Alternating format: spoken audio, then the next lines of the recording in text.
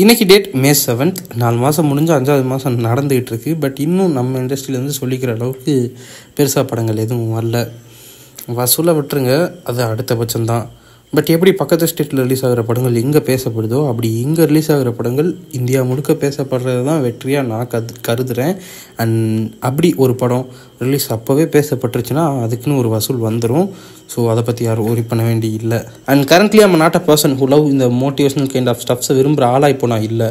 But இன்றைக்கி தமிழ் சினிமாவில் பலரும் பெருசாக எதிர்பார்த்து காத்துட்ருக்க படம், நியர் ஃபியூச்சரில் ரிலீஸ் ஆக போகிற ஒரு படம்னா அது ஸ்டார் தான். அந்த வகையில் இந்த படத்து மேலே எனக்கு ஒரு எக்ஸ்பெக்டேஷன் க்ரியேட் ஆகிருக்கு. பார்க்கலாம், இந்த படம் தான் முதல் படமாக இருக்குமா, தமிழ் சினிமாவில் பெருசாக பேசப்பட போகிற இந்த வருஷத்துக்கான முதல் படமாக இது இருக்குமாங்கிறது இன்னும் ஒரு 3 நாளில் நமக்கு தெரிஞ்சிடும். And I am planning something big. அதெல்லாம் கன்ஃபார்ம் ஆனதும் உடனே சீக்கிரமே நான் ரிவீல் பண்ணுறேன். Stay tuned. இந்த ஸ்டார் படத்தோட ரிலீஸ் எதிர்பார்த்து உங்களுக்கு இருக்க எக்ஸ்பெக்டேஷனை மறக்காமல் கமெண்ட் செக்ஷன் லீவ் பண்ணுங்கள். நாளைக்கு உங்களோட அடுத்த வீடியோவில் சந்திக்கிறேன். பாய்.